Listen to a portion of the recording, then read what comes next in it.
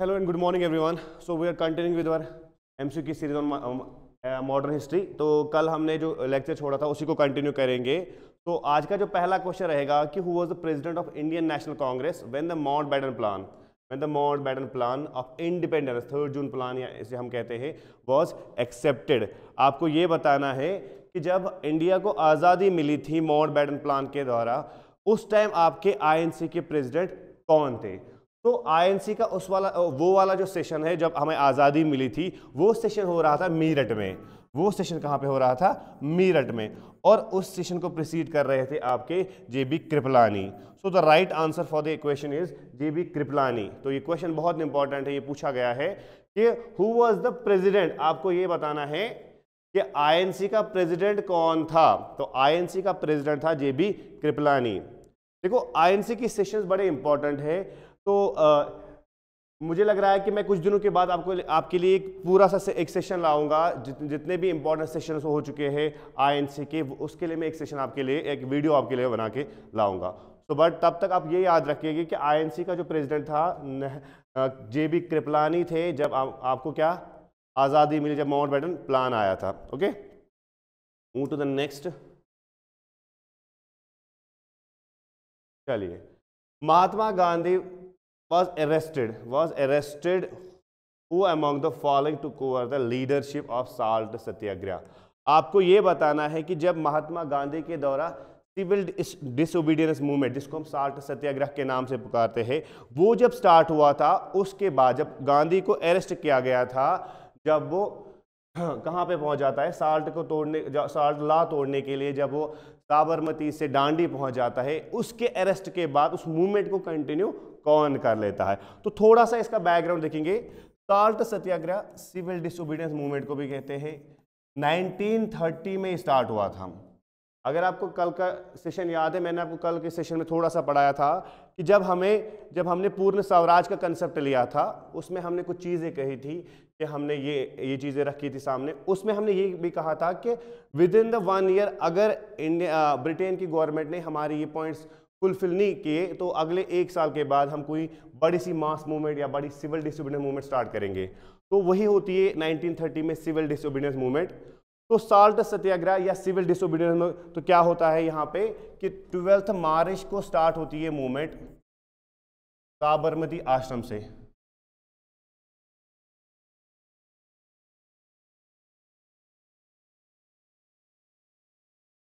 साबरमती आश्रम से डांडी तक 6 अप्रैल को ये पहुंच जाते हैं वहां पे. नियर अबाउट 390 किलोमीटर होते हैं. उसको 24 डेज का टाइम लगता है आपके गांधी को. तो कुछ ही फॉलोअर्स होते हैं गांधी के साथ पहले, लेकिन आहिस्ता आहिस्ता जब ये डांडी तक पहुंच जाता है, डांडी तक पहुंचने के बाद इसके पास बहुत सारे लोग इसके साथ जमा हो जाते हैं और सबों ने वाइट कपड़े पहने थे. तो ऐसा लग रहा था कि एक सफ़ेद दरिया बह रहा है, इसीलिए इस मूवमेंट को वाइट फ्लोइंग रिवर भी कहते हैं. ये भी याद रख लेना, वाइट फ्लोइंग रिवर मूवमेंट भी इसे कहते हैं. तो ऐसा लग रहा था कि इन्होंने क्या किया था, सब उन्हें कपड़े खादी पहनी थी वाइट कलर की, तो ऐसा लगा था कि एक सफ़ेद दरिया बह रहा है. तो इसीलिए इस मूवमेंट को वाइट फ्लोइंग रिवर भी कहते हैं या वाइट फ्लोइंग रिवर मूवमेंट भी कहते हैं. तो डांडी पहुंचने के बाद जब गांधी ने वहां पे साल्ट ब्रेक किया, यानी कि disobey the laws of government, civil disobedience movement को उसने स्टार्ट ही किया था, कि उसके बाद क्या, तो उसको अरेस्ट किया जाता है. यहाँ पे गांधी का एक और सत्याग्रह होता है दरासना तक, जिसको दरासना सत्याग्रह भी कहते हैं. यानी कि डांडी से आप उनका क्या इरादा था, डांडी से उनका इरादा था दरासना जाना.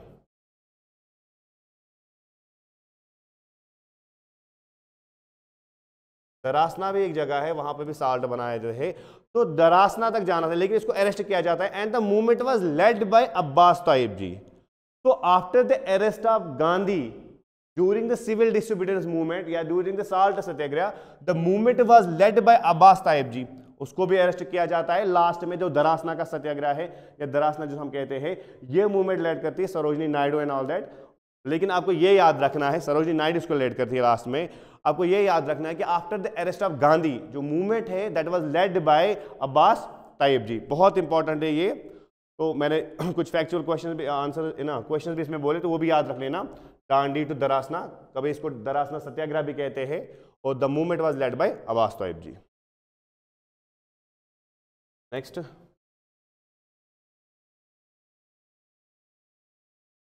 Who led the Bardoli Satyagraha in 1928? Bardoli एक जगह है, वहां पे आपको बोलना है कि वहां पे जो मूवमेंट स्टार्ट हुई थी वो किसने लीड की थी। तो यहाँ पे भी ताल्लुकदारों के साथ लड़ाई हुई थी, वहाँ पे टैक्स के लिए लड़ाई हुई थी, वहाँ पे प्रोटेस्ट हो रहा था, तो वो मूवमेंट लेड की थी आपके सरदार वल्लभ भाई पटेल ने। अब बारडोली सत्याग्रह इतना इंपॉर्टेंट क्यों है? बिकॉज यही वो सत्याग्रह है या यही वो सत्य प्रोटेस्ट है जब वल्लभ भाई पटेल को आपको सरदार का टैग मिलता है, यानी कि जो ये सरदार का टाइटल है, सरदार का टैग है, वहां पे एक औरत होती है, वही उसको चिल्ला के कहती है कि तो आप हमारे सरदार हो। तो इसी यहां से ऑनवर्ड्स हम बोलते हैं वल्लभ भाई पटेल को सरदार वल्लभ भाई पटेल। इसीलिए ये वाला सेशन बड़ा इंपॉर्टेंट है जो 1928 में हो जाता है बारडोली में। तो बारडोली सत्याग्रह किसने लीड किया था? वल्लभ भाई पटेल ने। आप ये भी याद रख लेना, इस मूवमेंट में ये भी याद रख लेना कि इसी मूवमेंट में सरदार वल्लभ भाई पटेल को सरदार का टाइटल मिल जाता है। ओके, चलिए आगे चलते हैं।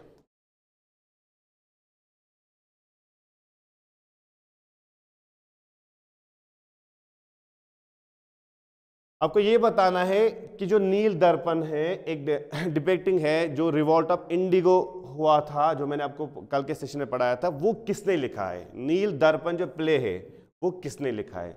एक्चुअली नील दर्पण क्या है? नील दर्पण जो है 1859 में लिखी गई थी, एक बंगाली पोएट है, 1859 में लिखी गई थी, एक बंगाली पोएट है, बंगाली प्ले है जिसको लिखा गया था दीन बंधु मित्रा ने। ये याद रख लेना। तो इसका राइट आंसर जो है वो है दीन बंधु मित्र। दीन बंधु मित्र ने क्या लिखा था? नील दर्पण। क्यों लिखा था? क्योंकि मैंने आपको कल ही कहा था कि 1857 के रिवॉल्ट के बाद ही 1857 के रिवॉल्ट के बाद ही एक और रिवॉल्ट होता है 59-60 में, इसी नज़दीक होता है, जिसको कहते हैं इंडिगो रिवॉल्ट।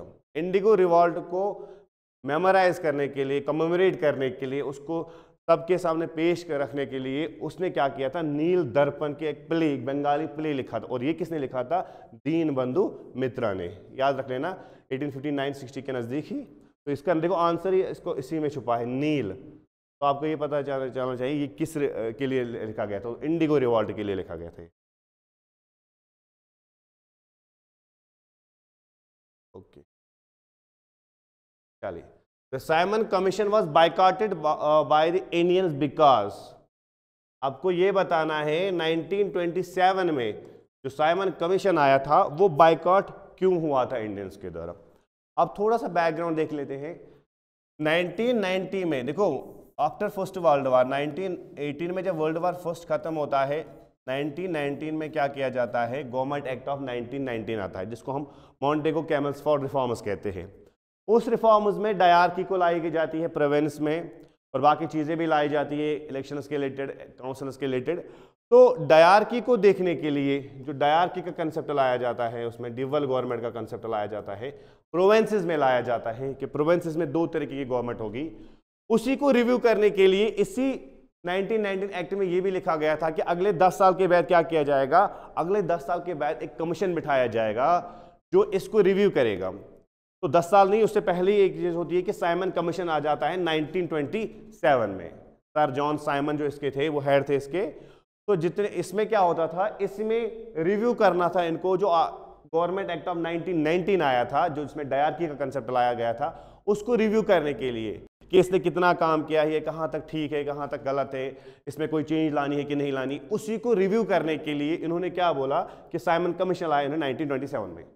पर जो ही साइमन कमीशन की घोषणा हो जाती है लंदन में, तो उसके लिए क्या किया जाता है? जब ये इंडिया आ जाता है, जब ये इंडिया में लैंड करते हैं, तो इसको क्या किया जाता है? इसको प्रोटेस्ट बायकॉट किया जाता है। Go back Simon, Simon go back, वो नारे लगाए जाते हैं। आपको ये बताना है कि ये क्यों किया जाता है।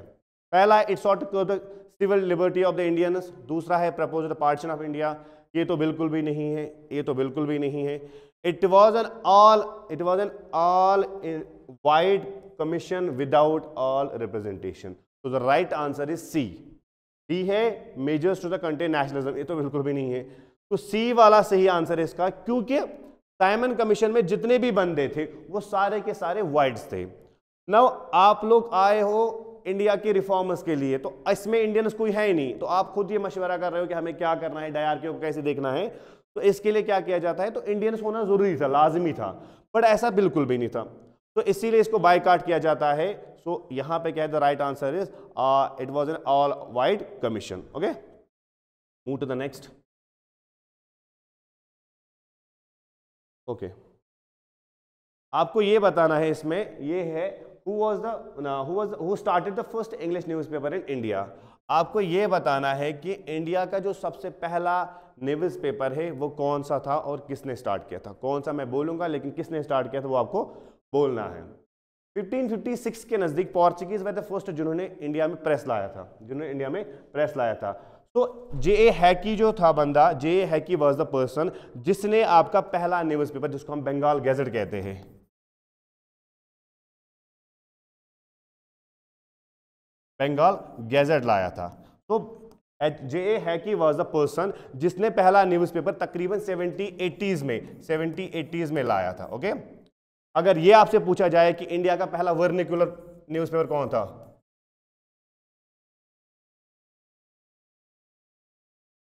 यानी कि इंडिया की लैंग्वेज में पहला न्यूज़पेपर कौन सा था, तो वो था समाचार दर्पण। समाचार दर्पण was the first vernacular newspaper, और ये किस लैंग्वेज में था, ये बंगाली में था।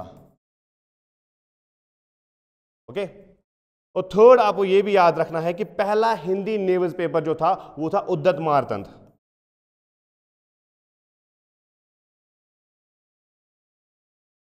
Udyat Martand was the first Hindi newspaper.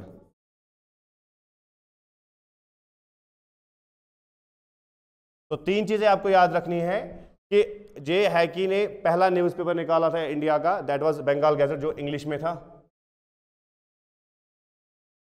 Second आपको याद रखना है फर्स्ट वर्निकुलर न्यूज़पेपर जो लोकल लैंग्वेज में था वो बंगाली लैंग्वेज में समाचार दर्पण था। एंड थर्ड वाज उद्यत मारतंड, जो कौन था, एक हिंदी न्यूज़पेपर था। ओके, चलिए नेक्स्ट। ओके, इसको क्रोनोलॉजी के हिसाब से आपको बताने हैं कि कौन सी मूवमेंट पहले हुई थी, कौन सी बाद में। पहला है आपका साइमन कमीशन, जो मैंने नहीं, पहला है आपका फाउंडेशन ऑफ आईएनसी 1885। सेकंड है आपका साइमन कमीशन 1927। थर्ड है आपका होम रूल लीग 1916, और चौथा है आपका कैबिनेट मिशन। तो चारों के डेट मैंने रखे हैं। आपको ये बताना है कि इसमें से पहली मूवमेंट कौन सी है, पहली कौन सी चीज हुई थी। फाउंडेशन ऑफ आईएनसी हुई है 1885 में, तो पहला कौन सा आएगा आपका, फर्स्ट, ये देख लो, अगर ये आएगा ये कैंसिल हो जाएगा। सेकंड कौन सी आपकी है, 1916 में हो जाती है आपकी कौन सी, होम रूल लीगमेंट, यानी कि कौन सा, ये आ जाएगा। तो अगर सेकंड ये आएगा तो ये भी कैंसिल है, तो ये भी कैंसिल है, तो right answer is C. Okay, the right answer is C. तो पहला 1885 में आईएनसी, साइमन कमीशन 1927 में, होम रूल 1916 में, एंड कैबिनेट मिशन 1916 में। ओके, सॉरी 1946 में।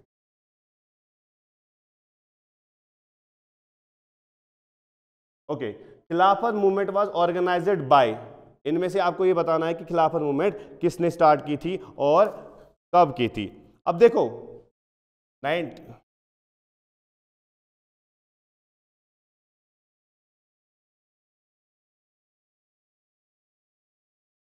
खिलाफत मूवमेंट का थोड़ा बैकग्राउंड देख लेते हैं। 1918 में फर्स्ट वर्ल्ड वॉर खत्म होता है,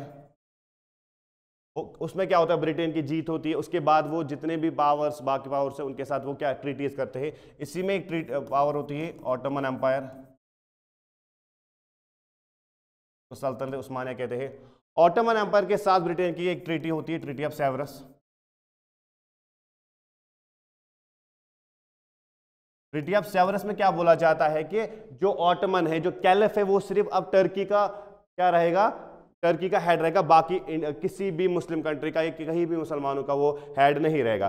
तो इसके लिए इंडिया में एक मूवमेंट स्टार्ट हुई जिसको हम कहते हैं खिलाफत मूवमेंट। सो खिलाफत मूवमेंट किसने स्टार्ट की थी, यहाँ पे अली ब्रदर्स ने, शौकत अली एंड मोहम्मद अली।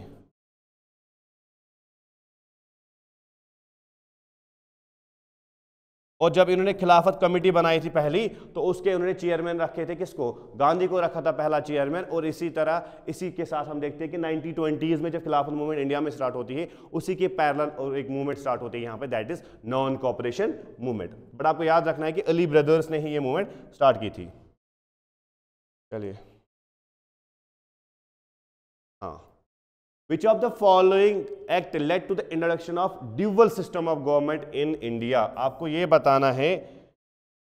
बताना है कि ड्यूअल सिस्टम ऑफ गवर्नमेंट, जो ड्यूअल सिस्टम ऑफ गवर्नमेंट है वो किस एक्ट ने यहाँ पे लाया। तो ड्यूअल गवर्नमेंट में आपको बोलूंगा the right answer is Pitt's India act. अब देखो ड्यूअल गवर्नमेंट में क्या होता है, यहाँ पे उन्होंने क्या किया था, देखो जब आपकी कंपनी बनती, ईस्ट इंडिया कंपनी बनती है ना, तो ईस्ट इंडिया कंपनी को पहले क्या करते थे, उसको कंट्रोल करते थे कोर्ट ऑफ डायरेक्टर्स, जो 24 होते थे, यानी कि पॉलिटिकल एंड कमर्शियल वर्क दोनों कौन देते थे, कोर्ट ऑफ डायरेक्टर्स। दोनों का काम एक ही के पास था, कोर्ट ऑफ डायरेक्टर्स। इसके बाद जब पिट्स इंडिया आया, विलियम पिट के नाम पे ये एक्ट आता है, he was a prime minister at the age of 23, वो बना था सबसे छोटा prime minister.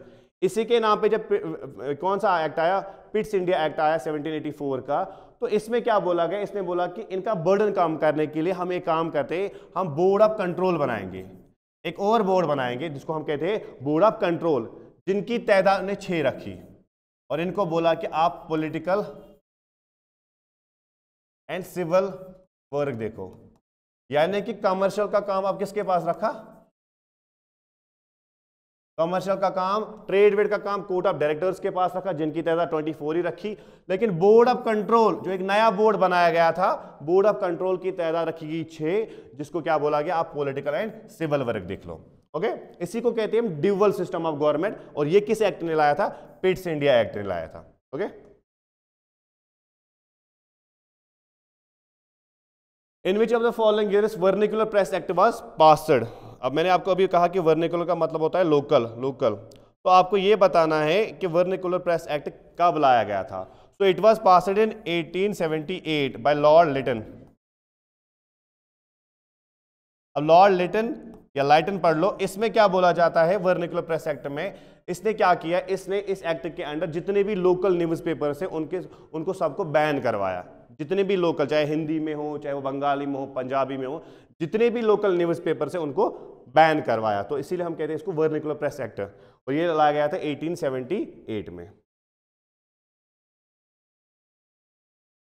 Okay, which is the following act ensure that establishment supreme court in India. आपको ये बताना है कि इंडिया का सबसे पहला सुप्रीम कोर्ट, ब्रिटिश इंडिया का सबसे पहला सुप्रीम कोर्ट किस एक्ट के अंडर लाया गया था। तो इसका जो राइट आंसर है वो है रेगुलेटिंग एक्ट ऑफ 1773। तो ईस्ट इंडिया कंपनी को जब ब्रिटेन क्राउन रेगुलेट करती है, कंट्रोल करना स्टार्ट करती है, तो उनकी तरफ से जो पहला एक्ट होता है वो होता है आपका रेगुलेटिंग एक्ट ऑफ 1773। और ये वही एक्ट है जो गवर्नर ऑफ बंगाल को बनाता है आपका governor general of Bengal. Governor of Bengal को बनाया जाता है गवर्नर जनरल ऑफ बंगाल, और यही वो एक्ट है जो मद्रास एंड बॉम्बे को सबऑर्डिनेट करता है बंगाल के अंडर, क्योंकि उस टाइम तक 3 बड़ी प्रोविंसेस बन गई थी ब्रिटेन के अंडर, बॉम्बे थी, मद्रास था और बंगाल। अब जो बॉम्बे ये इंडिपेंडेंट काम कर रहे थे, लेकिन इस एक्ट ने क्या किया, इस एक्ट ने बोला कि जो बॉम्बे है और जो मद्रास है वो सबऑर्डिनेट रहेंगे बंगाल के अंडर। इसीलिए इन्हें बंगाल में जो गवर्नर है उसकी ताकत बढ़ाने के लिए उसने क्या उसकी डेजिग्नेशन चेंज की, गवर्नर जनरल ऑफ बंगाल। तो पहला जो आपका सुप्रीम कोर्ट है वो रेगुलेटिंग एक्ट ऑफ 1773 में बनाया जाता है, कलकत्ता में बनाया जाता है, वो कलकत्ता में बनाया जाता है, अगले ही साल बनाया जाता है, जिसमें एक चीफ जस्टिस प्लस 3 अदर जज होते थे। आपको मुझे ये बताना है कमेंट में कि पहला chief justice of British India कौन था। मैंने आपको ये बताया कि कलकत्ता में बनाया जाता है 1774 में, लेकिन एक्ट होता है रेगुलेटिंग एक्ट ऑफ 1773। आपको मुझे ये बताना है कि who was the first CGI, पहला CGI ऑफ ब्रिटिश इंडिया कौन था, not independent India, British India का पहला CGI कौन था। ओके, कंसिडर द फॉलोइंग, आपको ये बताना है साल्ट से, जो मैंने अभी आपसे एक्सप्लेन किया था उसके रिलेटेड आपको ये बताना है कि कौन सही है, इनमें से कौन सा राइट आंसर है। Okay, it was the first India civil disobedience movement launched by the Mahatma Gandhi, पहला है। सेकंड, ये प्रोटेस्ट हुआ था injustice method of tenant farmers in the Champaran Satyagraha. Okay, second तो ठीक है, सेकंड बिल्कुल ठीक है, क्योंकि बिहार में ही क्या होता है, चंपारण के रिलेटेड हुआ था, तो वहां पे क्या हुआ था, वहां पे उनको नमक बनाने के लिए या बाकी चीजें बनाने के लिए इंजस्ट किया जाता, तो ये सेकंड वाला ठीक है। अब यहां पे देखो, it was the first India civil disobedience movement, जब ये चीज आती है ना, आपको एक ही चीज आती है याद, ये 1930s में सिविल डिसोबीडियंस मूवमेंट हुआ था, कौन सा, साल्ट सत्याग्रह। अब देखो चंपारण में क्या होता था, चंपारण में इंडिगो के रिलेटेड इनजस्टिस हो रहा था उनके साथ, जिनके लिए उन्होंने क्या किया था, प्रोटेस्ट किया था। When we talk about the civil disobedience और नॉन कॉपरेशन में क्या फर्क होती है। सिविल डिसोबीडियंस का मतलब होता है कि आप बिल्कुल टोटली डिसोबे कर रहे हो गवर्नमेंट के साथ, आपको कोई काम दिया जाता है, आपने क्या बोला कि नहीं सर मैं डिसोबे कर रहा हूं, ना मैं करूंगा ना मैं किसी और को करने दूंगा, दैट इज सिविल डिसोबीडियंस। दूसरा होता है नॉन कॉपरेशन, आप बस कॉपरेट नहीं कर रहे हो, आपको किसी ने कोई काम दिया, आपने बोला कि मैं तो नहीं करने वाला हूं, किसी और से करवाओ, वो थी नॉन कॉपरेशन। तो नॉन कॉपरेशन में आप क्या करते हो, बस कॉपरेट नहीं करते हो, काम किसी और से भी करवा सकते हैं वो। लेकिन सिविल डिसोबीडियंस में आप कंप्लीटली क्या बोलते हो कि ना मैं करूंगा ना मैं किसी को करने दूंगा। तो पहला सिविल डिसोबीडियंस मूवमेंट हुआ था चंपारण सत्याग्रह में, जहां पे इंडिगो के लिए उन्हें रिवॉल्ट किया था, ना उन्हें खुद इंडिगो फिर एग्रीकल्चर किया था, ना उनको करने दिया था। So this was the first civil disobedience movement. तो इसके दोनों आंसर ठीक है, यानी कि बोथ 1 and 2।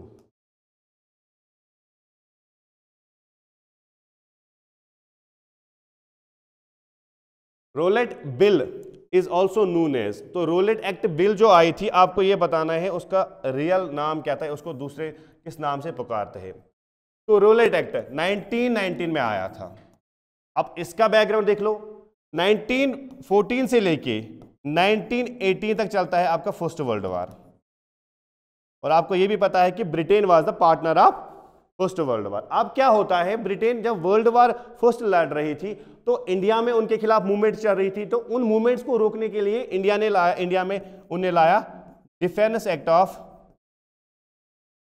1915। क्या कहा मैंने, उन्होंने इस मूवमेंट को रोकने के लिए, इंडिया में मूवमेंट्स ना हो जाए उसके लिए उन्हें लाया डिफेंस एक्ट ऑफ 1915। लेकिन इसकी वैलिडिटी थी during the war plus 6 months after war. ये जो डिफेंस एक्ट इन्होंने लाया कि जब फर्स्ट वर्ल्ड वॉर हो रहा था, जो इंडिया में मूवमेंट से गद्दारी के मूवमेंट या बाकी इनके खिलाफ जो मूवमेंट हो रही थी, उनको रोकने के लिए उन्हें लाया डिफेंस एक्ट ऑफ 1915, जिसकी वैलिडिटी थी बस during the war plus after 6 months। तो 1918 में जब वॉर खत्म हो जाता है तो ओबियसली 6 महीने के बाद इसकी वैलिडिटी भी खत्म हो जाती है, लेकिन मूवमेंट्स इंडिया में कंटिन्यू चल रहे थे। अगर आपको पता है कि उस टाइम में जितने भी रेवोल्यूशन बड़े पीक पे थे, 1990 में बड़े पीक पे थे, तो उन्होंने क्या किया, उन्होंने एक कमेटी बिठाई सिडनी रोलेट के अंडर। ब्रिटेन ने क्या किया, ब्रिटेन ने सिडनी रोलेट के अंडर एक कमेटी बिठाई। उसने क्या कहा, उसने कहा एक काम कर लो, जो आपके पास डिफेंस एक्ट ऑफ 1915 था उसी को इंडेफिनेट पीरियड के लिए एक्सटेंड कर लो। तो so the extension period for the, या एक्सटेंशन किसके लिए, जो मैंने आपको कहा डिफेंस एक्ट को एक्सटेंशन पीरियड के लिए एक्सटेंड कर लेना, तो उसी को कहते हैं रोलेट एक्ट। लेकिन इसका रियल नेम जो था वो था anarchical and revolutionary crimes act. इसका रियल नेम जो था वो था anarchical and revolutionary crimes act. Rowlatt act क्यों कहते हैं इसको, क्योंकि सिडनी रोलेट के अंडर बिल लाई गई थी। और इसका और एक नाम है ब्लैक बिल, ये क्वेश्चन पूछा गया है जीके में, तो इसका और एक नाम है that is black bill.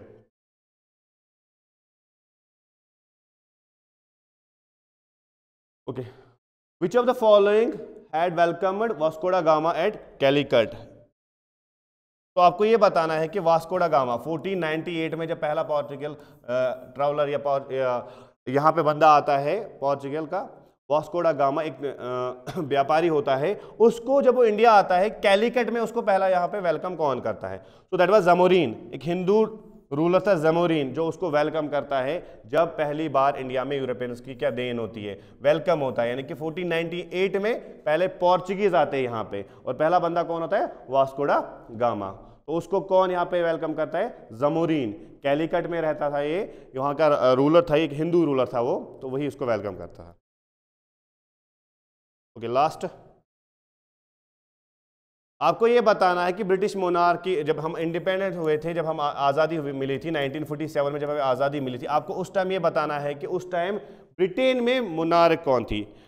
Britain में मोनार्क मतलब कि वहां पे कॉन्स्टिट्यूशनल मोनार्की है, वहां पे मोनार्की भी चल रही है लेकिन वहां पे डेमोक्रेसी भी है, कॉन्स्टिट्यूशन मोनार्की है। हेड ऑफ द स्टेट वहां पे कौन होता है, क्वीन या किंग होता है। हमारे यहाँ पे रिपब्लिक है, हमारे यहाँ पे इंडिया में प्रेसिडेंट को क्या किया जाता है, हेड ऑफ द स्टेट किया जाता है। आपको ये बताना है कि उस टाइम हमारे इंडिया, उस टाइम मोनार्क, जब हमें आज़ादी मिली थी ब्रिटिश मोनार्की में, कौन बंदा वहां पे ब्रिटिश मोनार्क पे बैठा था। So George sixth was the person, George sixth was the person जो वहां पे बैठा था। प्राइम मिनिस्टर था क्लेमेंट एटली।